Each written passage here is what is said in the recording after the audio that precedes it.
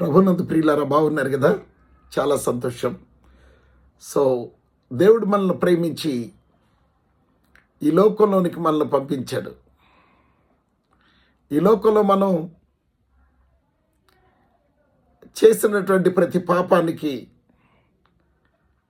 అపవిత్రమైన జీవితానికి ఆయన పరిహారం చెల్లించడానికి ఈ లోకానికి వచ్చాడు యేసుక్రీస్తు ప్రభువుగా.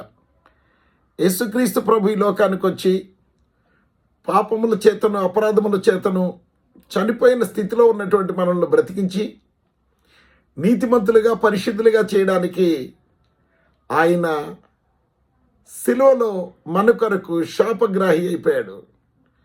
మన శాపాన్ని ఆయన పైన వేసుకొని శపించబడిన ఆ శిలువ మ్రానును ఆయన మోసుకుంటూ వెళ్ళి కపాలమనబడే స్థలంలో ఆయన మన కొరకు శిలువ వేయబడ్డాడు. ఆయన ఒంటి మీదంతా మన పాపాలకు శిక్ష విధించబడింది. ఆయన గాయాల పాలయ్యాడు, కొరడాలతో కొట్టబడ్డాడు, అవమానింపబడ్డాడు, ఉమ్మివేతలకు గురైపోయాడు. నీ కొరకు, నా కొరకు ఆయన శిలువ మ్రానుని తన భుజాన వేసుకొని యెరూషలేము వీధుల్లో అవమానాన్ని అనుభవిస్తూ, పిడిగుద్దులు గుద్దబడుచు, ముఖం మీద ఉమ్ము వేయించుకుంటూ నీ అవమానాన్ని ఆయన భరించాడు.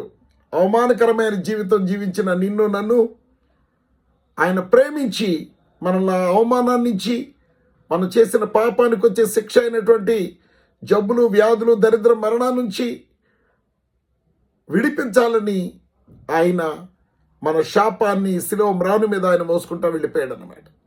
అయితే ప్రియ దేవుని బిడ్డలారా, గమనించండి, శపించబడిన జీవితం నుంచి విడుదల పొందడానికి ఎవరు తను ఎందరు అంగీకరిస్తారో, యేసు ప్రభు అని నోటితో ఒప్పుకొని తండ్రి అయిన దేవుడు చనిపోయి పాతి పెట్టబడినటువంటి యేసు ప్రభు వారిని 3వ దినాన మృతుల్లో నుంచి లేపాడని మనం విశ్వసించున్నాం. ఆయన 3వ దినాన లేచాడు. 40 దినాలు ప్రజల మధ్యలో నివసించాడు యెరూషలేములో. ఆయన సమాధిలో లేడు. ఆయన సమాధి ఒక్కటి మాత్రమే భూమి మీద ఖాళీగా ఉంది. అందరూ సమాధుల్లో వాళ్ళ చితాభస్మం, వాళ్ళు చనిపోయిన ఎముకలు, వాళ్ళ సంబంధించినవన్నీ ఉన్నాయి. కానీ యేసు ప్రభు శరీరం, యేసు ప్రభుకు సంబంధించిన ఆనవాళ్ళు ఒకటి కూడా లేవు. యేసు ప్రభుని పెట్టిన సమాధి ఖాళీ అయిపోయింది. ఎందుకనంటే ఆయన మృతుల్లో లేడు. ఆయన నీ కొరకు, నా కొరకు శిలువ మరణాన్ని అనుభవించి, మన పాప శిక్షను అనుభవించి ఆయన 3వ దినాన మృత్యువుని జయించి లేశాడు. ఆయన పరలోకానికి వెళ్ళాడు. ఆయన నమ్మినటువంటి ప్రతి ఒక్కరు కూడా ఆయనలో జీవిస్తూ, ఆయన యందు సంతోషంగా ఉండి, మరి కష్టాల్లో నుంచి, శ్రమల్లో నుంచి, వ్యాధుల్లో నుంచి, దురాత్మల పీడింపబడిన జీవితంలో నుంచి బయటికి రావాలని ఆయన మనల్ని పిలుస్తూ ఉన్నాడు. ప్రయాసపడి భారము మోసుకొనుచున్న ప్రజలారా, నా యొద్దకు రండి, నేను మీకు విశ్రాంతి కలుగజేస్తానని ఆయన సెలవిచ్చాడు. సో ఆయన విశ్రాంతినిచ్చే దేవుడు. పాపం చేసి వ్యాధులతో, బాధలతో, దరిద్రంతో అలసిపోయి జీవిస్తున్నటువంటి మనకు ఆయన విశ్రాంతిని దయచేసి మనల్ని పాపరహితులుగా చేసి, పరిశుద్ధులుగా, నీతిమంతులుగా చేసి, తన ఎదుట నిష్కళంకులుగా, పరిశుద్ధులుగా, అనింద్యులుగా నిలవబెట్టుకోవాలని ఆయన ఇష్టపడుతున్నాడు. అయితే నేటి దినం ప్రభువు నమ్మినటువంటి మనం మందిరాలకు వెళుతున్నాం, క్రీస్తుని గురించిన బోధలు వింటూ ఉన్నాం. కానీ ఆయన బోధ యందు నిలిచి ఉండడం లేదు. అది పెద్ద సమస్య అయిపోయింది. నేటి దినాల్లో క్రైస్తవులకి తిరిగి సమస్యలు ఎందుకు వస్తున్నాయి, బాధలు ఎందుకు వస్తున్నాయి, వ్యాధులు ఎందుకు వస్తున్నాయి, దరిద్రంలోకి ఎందుకు వెళ్తున్నారు, ఎందుకు సమస్యల్లో ఉండి ఫెయిల్ అవుతూ ఉన్నారు, ప్రతి సమస్యలో ఫలింపులేని జీవితాన్ని అనుభవిస్తూ అలాగే ఎందుకున్నారు అని అంటే కారణం, మనము క్రీస్తు బోధ యందు నిలిచి ఉండడం లేదు అని అర్థం చేసుకోవాలి. బైబిల్ చెప్తుంది, 2వ యోహాను పత్రిక 2వ అధ్యాయం 9వ వచనంలో క్రీస్తు బోధ యందు నిలిచి ఉండక అని అంటూ ఉంది. ఎక్కడ ఉండాలంట? క్రీస్తు బోధయందు, యేసు క్రీస్తు ప్రభు చేసిన బోధయందు మనం నిలిచి ఉండాలి. ఏమని ఆయన బోధ చేశాడు? దొంగిలవద్దు, అబద్ధం ఆడవద్దు, ఇంకేంటి, నీ తల్లిదండ్రులను సన్మానించు, పరిశుద్ధంగా జీవించు, నిన్ను వలె నీ పొరుగువాన్ని ప్రేమించు, నిన్ను మరి నీకు శత్రువులు ఎవరైనా ఉంటే వాళ్ళ కొరకు ప్రార్థన చేయి, వాళ్ళను ప్రేమించమని చెప్పాడు కదా. అవునా? వీటిని ఈ క్రీస్తు బోధ యందు మనం నిలిచి ఉండక దాన్ని విడిచిపెట్టు ప్రతివాడును, ఎవరైతే ఆ బోధలో నిలబడి ఉండకుండా, అంటే ఆ బోధ ప్రకారం జరిగించకుండా పక్కకెళ్ళిపోయే ప్రతివాడు, విడిచిపెట్టు ప్రతివాడును దేవుని అంగీకరించని వాడు అని బైబిల్ చెప్తుంది. నువ్వు దేవుని నమ్మి బాప్తిసం తీసుకున్నా కూడా నీ గురించి బైబిల్ ఏం చెప్తుంది అని అంటే, ఆ వ్యక్తి దేవుని అంగీకరించిన వాడు కాదని బైబిల్ చెప్తుంది. అవునా? కాబట్టి దేవుని అంగీకరించిన వారు ఎలా ఉండాలి అని అంటే, ఆయన మాటలు యందు లేక క్రీస్తు బోధ యందు నిలిచి ఉండాలి. క్రీస్తు బోధ యందు నిలిచి ఉండాలి. క్రీస్తు బోధ యందు నిలిచి ఉండమంటే ఏంటి? సో ఒక మాట మనం చదువుకుందాం. 2వ తిమోతికి రాసిన పత్రిక 2వ అధ్యాయం 19వ వచనంలో ఒక మాట చదువుకుందాం. ప్రభువు నామమును ఒప్పుకొని ప్రతివాడును అని అంటా ఉన్నాడు. We accept the name of Jesus. ప్రభు నామాన్ని మనం అందరం ఒప్పుకుంటున్నాం. ఒప్పుకుంటూనే ప్రతి ఒక్కడు ఏమి చేయాలట? ప్రభు నామమును ఒప్పుకొని ప్రతివాడును దుర్నీతి నుండి తొలగిపోవాలను అని అంటా ఉన్నాడు. దుర్నీతి నుండి తొలగిపోవాలి, లంచాన్ని నుంచి తొలగిపోవాలి, పాపాన్ని నుంచి తొలగిపోవాలి, అపవిత్రత నుంచి తొలగిపోవాలి, అత్యాశ నుంచి తొలగిపోవాలి, ప్రేమ లేని జీవితంలో నుంచి తొలగిపోవాలి. అవునా? జారత్వం నుంచి తొలగిపోవాలి, అపవిత్రమైన చూపుల నుంచి తొలగిపోవాలి. అవునా? మార్క్స్ వార్త 7:20-21 చెప్తాడు కదా, మనుషుల హృదయంలో నుంచి ఏమొస్తుందంట? దురాలోచనల నుంచి తొలగిపోవాలి, దురాలోచనలు, కామ వికారాన్ని నుంచి తొలగిపోవాలి. అవునా? చెడ్డ జీవితాన్ని నుంచి తొలగిపోవాలి. అలా తొలగిపోయిన వాళ్ళు బైబిల్ గ్రంథంలో దేవుని ఆశీర్వాదాన్ని పొందుకొని గొప్పోళ్ళు అయిపోయారు. ఎంతో గొప్పోళ్ళు అయిపోయారు, ఎంతో ఆశీర్వదించబడ్డారు. కానీ ఆశీర్వాదాన్ని ఎందుకు మనం అనుభవించలేకపోతూ ఉన్నాము అని అంటే, దానికి కారణం మనం క్రీస్తు బోధ యందు నిలిచి ఉండకపోవడమే. ఎప్పుడైతే క్రీస్తు బోధలో నిలిచి ఉంటామో, నిలిచి ఉన్న వారికి ఇచ్చినటువంటి ప్రతి ఆశీర్వాదాన్ని మనం భూలోకంలో అనుభవిస్తాం. ప్రతి స్వస్థతను, ప్రతి సమృద్ధిని మనం భూమి మీద అనుభవిస్తాం.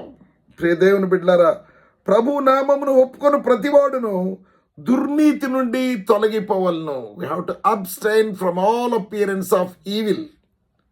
అపవిత్రమైన జీవితాన్ని నుంచి మనం పక్కకు వచ్చి పరిశుద్ధులుగా ప్రభువులాగా మనం జీవించాలి. ఆయన పరిశుద్ధుడు కనుక మీరును పరిశుద్ధులైనండి. మీ శత్రువుల్ని ప్రేమించండి, మిమ్మల్ని హింసించే వారి కొరకు ప్రార్థన చేయండి. అవునా? ప్రేమ కలిగిన జీవితం జీవించండి. అవునా? పరిశుద్ధాత్మని అడగండి, లేక తండ్రిని అడగండి, తండ్రి నాకు క్రీస్తు ప్రేమను అర్థం చేసుకునేటువంటి మనసు దాయిచ్చేయండి. క్రీస్తు ప్రేమ నేను ప్రేమించే విధంగా చేయండి. నేను ఎదుటి వ్యక్తిని ప్రేమించలేకపోతూ ఉన్నాను, ఎదుటి వ్యక్తిని గొప్పగా చూడలేకపోతున్నాను, నాకు నేనే గొప్పని అనుకుంటున్నాను, గర్విస్తున్నాను. అవునా? గర్విష్ఠులను ఆయన ఇష్టపడ్డాడు. అవునా? సో మన జీవితాల్లో క్రీస్తు బోధ యందు నిలిచి ఉండకపోతే మనం ఆయనకి సంబంధించిన వాళ్ళం కామని బైబిల్ చెప్తుంది. అవునా? గలతీయులకు రాసిన పత్రిక 5వ అధ్యాయం 13వ వచనం చదువుకుందాం. సహోదరులారా, మీరు స్వతంత్రులుగా ఉండుటకు పిలువబడితిరి అని వాక్యం సెలవిస్తుంది. ఎందుకు పిలువబడ్డామంటే మనం స్వతంత్రులుగా ఉండడానికి. స్వతంత్రులు అంటే ఎవరు? బంధకాలలో నుంచి బయటకు వచ్చిన వాళ్ళు. అవునా? మన స్వతంత్రానికి ముందు ఎక్కడ ఉన్నాము మనం అని అంటే, మన స్టేటస్, మనం సాతాను బందీలుగా ఉన్నాం, సాతాను చెరలో ఉన్నాం, వ్యభిచారపు ఉచ్చులో ఉన్నాం, త్రాగుడు ఉచ్చులో ఉన్నాం, త్రాగుడు బంధకాల్లో ఉన్నాం, అపవిత్రమైన జీవితం జీవించే బంధకాల్లో ఉన్నాం, భర్తలను విడిచిపెట్టి వ్యభిచారం చేస్తూ ఉన్నాం, భార్యలను విడిచిపెట్టి వ్యభిచారం చేస్తూ ఉన్నాం, రకరకాలుగా అపవిత్రులుగా జీవిస్తూ ఉన్నాం, దొంగలుగా, దూషకులుగా, హంతకులుగా రకరకాలుగా జీవిస్తూ ఉన్నాం. అయితే బైబిల్ చెప్తుంది, ప్రభువుని నమ్మినటువంటి మనం వాటన్నిటిలో నుంచి విడిపించబడి స్వతంత్రులుగా మనం ఉండాలి అని బైబిల్ చెప్తుంది. గలతీ 5:13 సహోదరులారా, మీరు స్వతంత్రులుగా ఉండుటకు పిలువబడితిరి. మన కాలింగ్ ఏంటి తెలుసా? ఫ్రీడమ్ ఇచ్చాడు మనకి దేవుడు తన వాక్యంతో. మనల్ని సాతాను బంధకాల్లో నుంచి తన శిలువ మరణం ద్వారా బయటికి తీసుకొచ్చాడు. తన శిలువ రక్తం ద్వారా మనల్ని విమోచించి, సాతానికి వెల చెల్లించి, క్రైదనం చెల్లించి, శాపానికి క్రైదనం చెల్లించి, మరణానికి క్రైదనం చెల్లించి తన రక్తాన్ని మనల్ని విడిపించాడు. అయితే గలతీలకు రాసిన పత్రిక 5:16 ఏం చెప్తున్నాడంటే, నేను చెప్పున్నదేమనగా ఆత్మానుసారముగా నడుచుకొనుడి, అప్పుడు మీరు శరీర ఇచ్చలను నెరవేర్చరు అని అంటా ఉన్నాడు. ఎందుకు ఇంకా శరీరంలోనే ఉండిపోయాం? ఎందుకు ఇంకా శరీరం మనల్ని పాపం చేయడానికి ప్రేరేపిస్తుంది, అబద్ధం ఆడడానికి నోరు ప్రేరేపిస్తుంది, అపవిత్రమైన చూపులు చూడడానికి మన మనస్సు, కళ్ళు ప్రేరేపిస్తూ ఉన్నాయి, అపవిత్రమైన కార్యాలు చేయడానికి చేతులు చాచుతూ ఉన్నాం, అపవిత్రమైన ప్రదేశాలకు, వెళ్ళకూడని ప్రదేశాలకు వెళ్ళి పాపం చేయడానికి ఎందుకు పరిగెత్తుతూ ఉన్నాం? ఎందుకు సాతాను చేత మరులు కొల్పబడి ఏడవబడుతూ ఉన్నాం పాపం చేయడానికి? కారణం ఏంటి అని అంటే, మనం ఆ బంధకాల్లో నుంచి బయటికి రాలేకపోతూ ఉన్నాం. ఆ బంధకాల్లో నుంచి బయటికి రావడానికి దేవుడు మనకు తన ఆత్మనిచ్చాడు. అవునా? గలతీ 5:16 ఆ మాట చెప్తున్నాడు. నేను చెప్పున్నదేమనగా ఆత్మానుసారముగా నడుచుకొనుడి. దేవుని వాక్యం విని దానిలో నిలిచి ఉండి దేవుని ఆత్మ ద్వారా మనం నడుచుకోవాలి. దేవుని ఆత్మ మనల్ని ఎలా నడిపిస్తాడు అని అంటే, వాక్యంలో నడిపిస్తాడు, క్రీస్తు బోధలో నడిపిస్తాడు. క్రీస్తు ఆదివారం నీకు ఏమైతే చెప్పాడో ఆ బోధలో నడిపించేటువంటి కార్యక్రమంలో మరి పరిశుద్ధాత్మ దేవుడు ఉంటాడు. అయితే ఆత్మ ద్వారా మనం నడిపించబడుతూ ఉంటే శరీర ఇచ్చలు, శరీర కోరికలు, కామ కోరికలు, అపవిత్రమైన చూపులు, అపవిత్రమైన పనులు, పనికిమాలిన పనులు, చెత్త పనులు మనం చేయకుండా మనం పరిశుద్ధులుగా జీవిస్తాం. దేవునికి స్తోత్రం. యోహాను సువార్త 8:31 కొన్ని మాటలు చదువుకుందాం. కాబట్టి యేసు తనను నమ్మిన యూదులతో మాట్లాడుతున్నాడంటే యేసు ప్రభువారు ఏమని మాట్లాడుతున్నారు? తనను నమ్మిన యూదులతో, మీరు నా వాక్యమందు నిలిచిన వారైతే, మీరు నేను చెప్పిన మాటల్లో నిలిచిన వారైతే నిజముగా నాకు శిష్యులై ఉంటారు అని చెప్పాడు. అంటే నిజంగా శిష్యులు, అబద్ధంగా శిష్యులు ఉంటారా? ఉంటారు. అబద్ధపు శిష్యులు ఉంటారు, అబద్ధ బోధకులు ఉంటారు, అబద్ధ ప్రవక్తలు ఉంటారు, అబద్ధ పెద్దలు ఉంటారు. అబద్ధంలో అందరూ ఉంటారు. నిజంలో ఎంతమంది ఉన్నారో అబద్ధంలో కూడా అంతమంది ఉన్నారు. పరిశుద్ధతలో ఎంతమంది ఉన్నారో అపవిత్రతలో కూడా అంతమంది దేవుని పేరు పెట్టుకొని జీవిస్తూ ఉన్నారు. దేవుని పేరు పెట్టుకొని జీవించటం వల్ల ఆశీర్వాదం కలగదు, జీవించటం వల్ల పరలోకానికి వెళ్ళలేం. కానీ వాక్యమందు నిలిచి ఆత్మచేత వాక్యానుసారంగా నడిపించబడితే మాత్రమే మనం పరిశుద్ధులుగా ఉంటాం, నీతిమంతులుగా ఉంటాం, పరలోక భాగ్యాన్ని మనం పొందుకుంటాం. ఈ లోకంలో ఉన్నటువంటి శ్రమలు, కష్టాల్లో నుంచి దేవుని ద్వారా విడిపించబడతాం, స్వతంత్రులుగా మనం అయిపోతాం. కాబట్టి యేసు తనను నమ్మిన యూదులతో, మీరు నా వాక్యమందు నిలిచిన వారైతే నిజముగా నాకు శిష్యులై ఉండి సత్యమును గ్రహించెదరు అని అన్నాడు. అవునా? సత్యం ఏంటి? ఆదివారం సంఘాల్లో చెప్పబడే క్రీస్తును గుర్చినటువంటి మాటలు సత్యం. నా మాటలే సత్యం అని అంటాడు యేసుక్రీస్తు ప్రభువారు. అంటారు, నేనే మార్గమును సత్యాన్ని అని అంటాడు. అవునా? ఆయన నోట నుండి వచ్చే ప్రతి మాట కూడా సత్యము. ఆ సత్యం మనల్ని నడిపిస్తూ ఉంటుందన్నమాట. ఆ సత్యం మనల్ని సత్య మార్గంలో నడిపిస్తూ ఉంది. ఆ సత్యంలోనే పరిశుద్ధాత్ముడు మనల్ని నడిపిస్తూ ఉంటాడు. వాక్యానుసారమైన జీవితంలో అపవిత్రత అంటకుండా, మరి దరిద్రం అంటకుండా, మనకు దయ్యాలు పట్టకుండా, మన ఫెయిల్యూర్లో లేకుండా ఆయన వాక్యంలో నడిపిస్తాడు అద్భుతంగా. వాక్యాన్ని స్వతంత్రించుకొని మనం జీవిస్తే ఆ వాక్యంలాగా మనల్ని మార్చి ఆ వాక్యంలో ఉన్న ప్రతి ఆశీర్వాదాన్ని మనకిస్తాడు. ఆ వాక్యంలో ఉన్న ప్రతి స్వస్థతను మనకిస్తాడు. ఆ వాక్యంలో ఉన్నటువంటి అమూల్యమైనటువంటి జీవితాన్ని మనం అనుభవించడానికి కృప చూపుతాడు.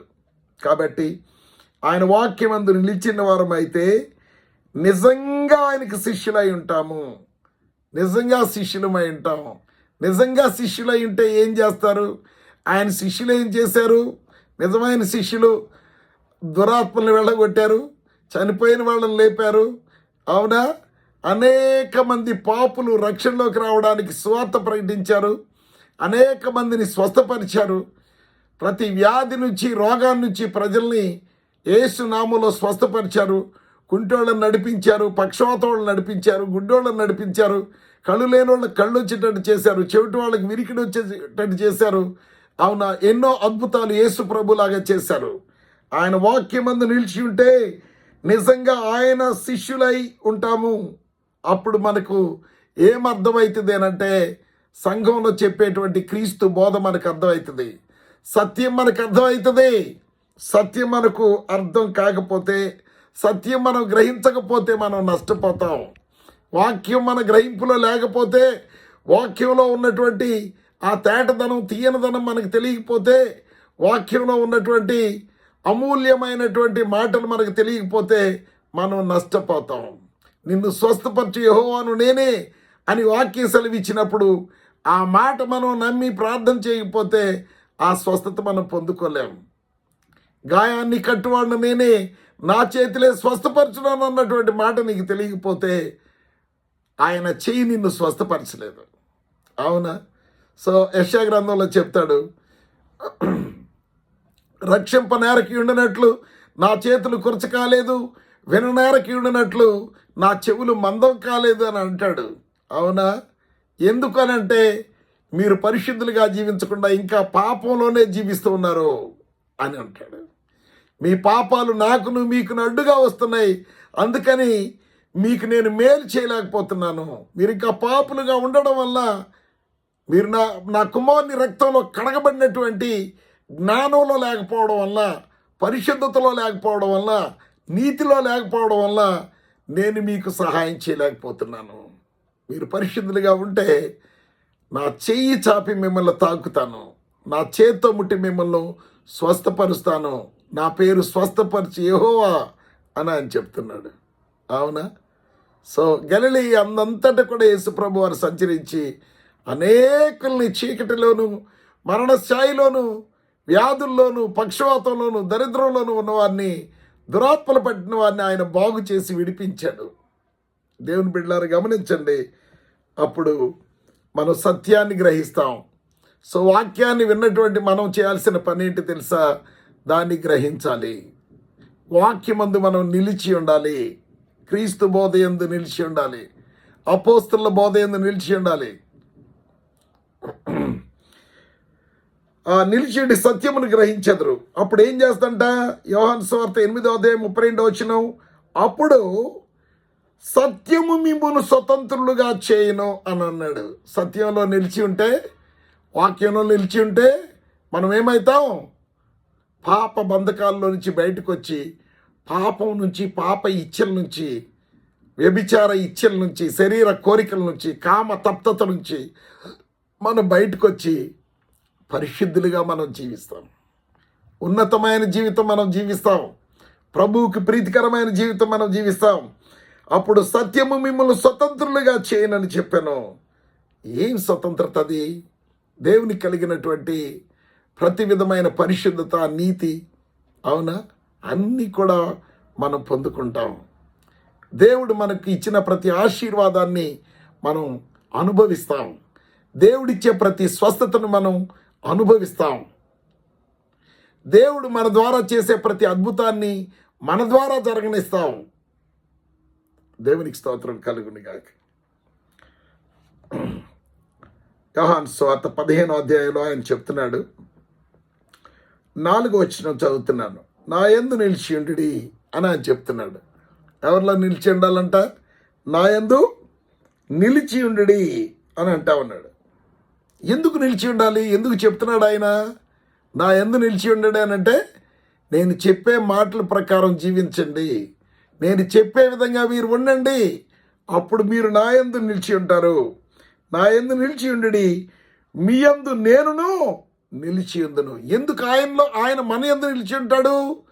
ఈ లోకంలో ఉన్నటువంటి సమస్యల్లో నుంచి, బాధల్లో నుంచి, దరిద్రంలో నుంచి, వ్యాధుల్లో నుంచి మనల్ని క్షేమంగా కాపాడుతూ, అద్భుతమైన పరిశుద్ధతలో, నీతిలో మనల్ని నడిపిస్తూ, పరలోకానికి సంబంధించినటువంటి ప్రతి మేళ్లతో, ప్రతి పరిశుద్ధతో, నీతితో మనల్ని ఆయన నడిపిస్తాడు. ఆయన మన యందు ఉంటే మనకు మేలు. ఆయన మనలో ఉంటే ఏం రాదు, మనకు కీడు రాదు.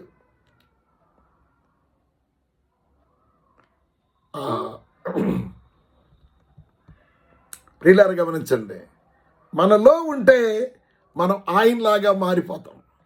యేసు ప్రభు మనలో ఉంటే మనం ఆయనలాగా మారిపోతాం. మనం ఒక డార్క్ రూమ్లో ఉన్నాం అనుకోండి, మనం కనపడం కదా. మనం వెలుగులో ఉన్నాం అనుకోండి, మనం కనిపిస్తాం. అవునా? ఆయన వెలుగై ఉన్నాడు. పాప పంకిల చీకటి జీవితంలో నుంచి మనల్ని సంపూర్ణంగా విడిపించి ఆయన వెలుగులో నడిపిస్తాడు. ఆయన వెలుగులో మనల్ని నడిపిస్తాడు. ఆయన మాటల ప్రకారం మనల్ని జీవింపచేసి ఆయన మన కొరకు ప్రామిస్ చేసినటువంటి ప్రతి విధమైన అద్భుతాన్ని, మహత్కార్యాలను, సూచక్రియలు మనం అనుభవించేటట్టు చేస్తాడు. దేవునికి స్తోత్రం కలుగును గాక. నా యందు నిలిచి ఉండి, మీ యందు నేను నిలిచి ఉందును అని అంటా ఉన్నాడు. మనం కొన్నిసార్లు అంటాం, కొంతమంది మాట ఇచ్చి తప్పుతారు కదా, అప్పుడు మనం ఏమంటాం? నాకు మాట ఇచ్చావు కదా అని అంటాం. నాకు మాట ఇచ్చావు కదా, ఆ మాట మీద నువ్వు నిలబడాలి అని అంటాం. అవునా? మనం ఇతరులకు మాట ఇచ్చినప్పుడే ఆ వ్యక్తుల మాట మీద నిలబడు అని అంటే, నీ కొరకు నా కొరకు ప్రాణం పెట్టి తన మాటనిచ్చి ఆ మాట మీద నిలబడు అని అడుగుతున్నటువంటి ప్రభు ఇంకా మనల్ని ఎంత అడగాలి చెప్పండి? నీ కొరకు నా కొరకు తన రక్తాన్ని చిందించి,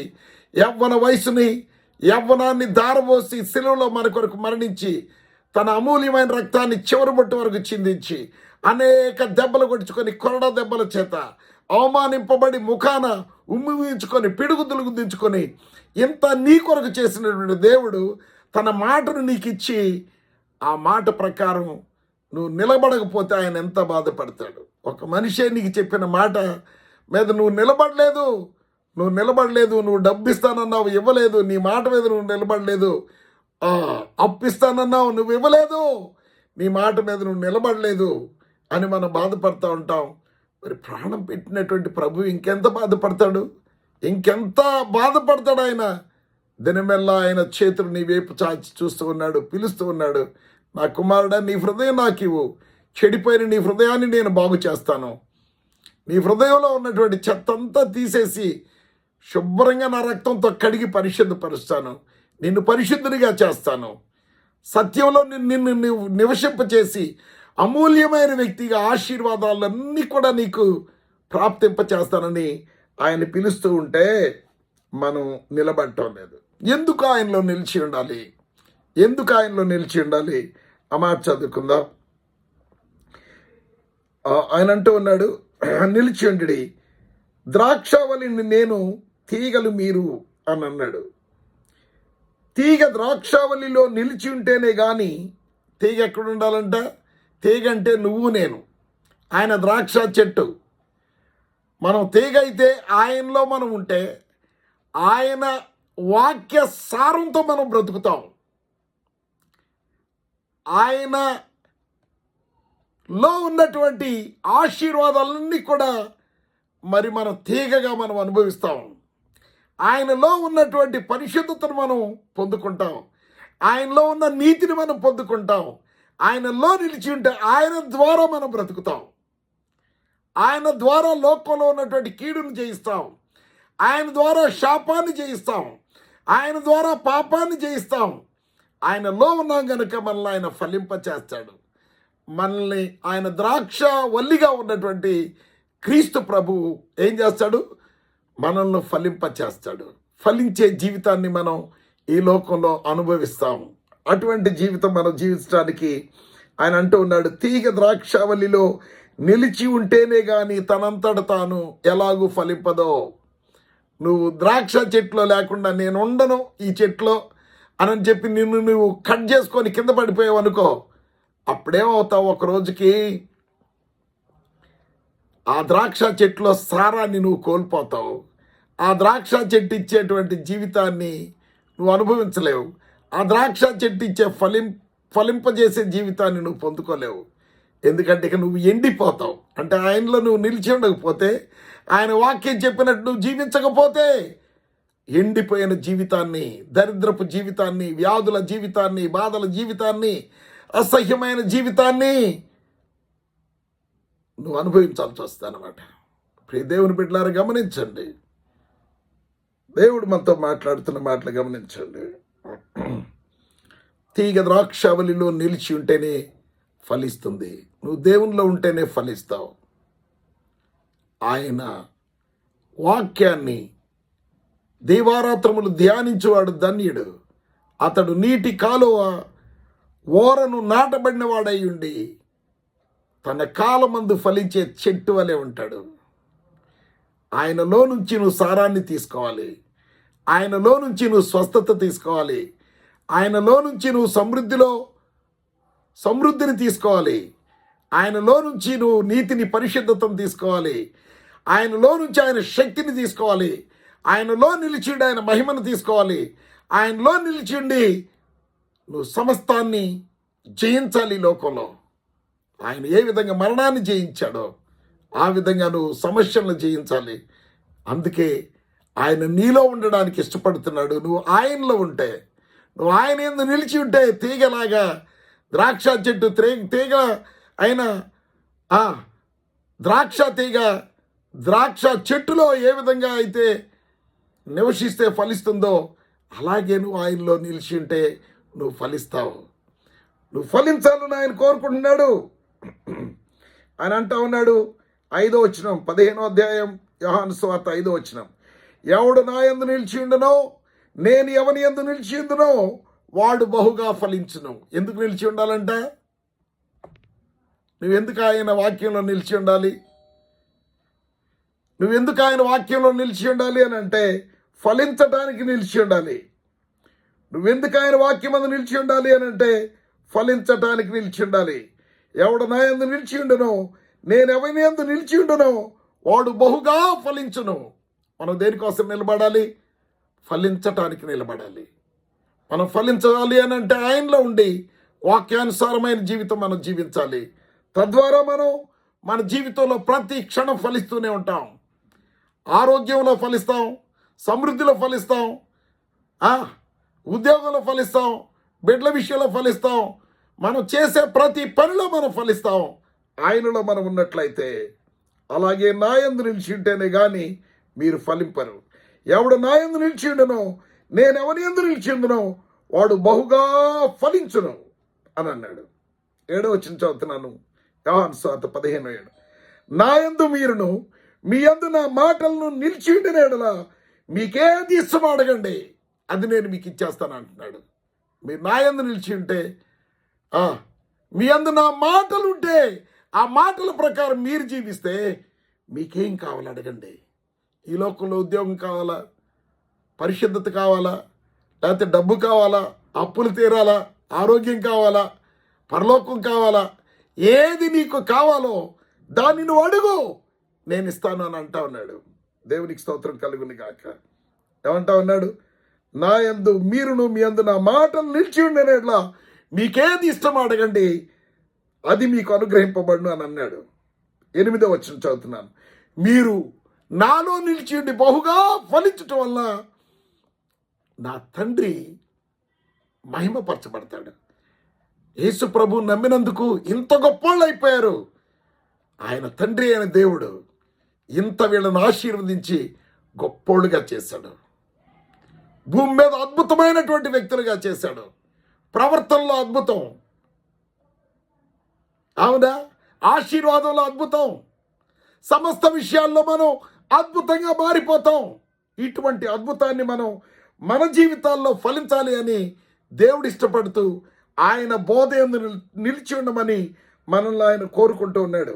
అవునా, ఆయన బోధ యందు మనం నిలిచి ఉన్నట్లయితే మనం అద్భుతాన్ని చూస్తాం, మనం ఆశీర్వాదాన్ని పొందుకుంటాం. కాబట్టి నిలిచి ఉండండి, వాక్యానికి లోబడండి.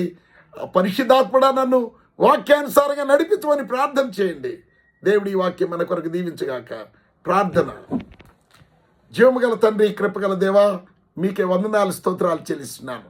నేటి దినాన్ని మీలో నిలిచి ఉండి మేము ఫలించాలని, మీ సారాన్ని మేము తీసుకొని, మీ పరిశుద్ధతని, మీ మహిమను తీసుకొని, మీ మహిమలో ప్రతి అవసరత మేము తీర్చుకొని అద్భుతంగా జీవించడానికి కృప చూపమని, వాక్యం ఉన్నటువంటి ప్రతి బిడ్డను దీవించి ఆశీర్వదించమని యేసు ప్రభు సజీవనామలో ప్రార్థించి అడిగి వేడుచున్నాం తండ్రి. ఆమెన్.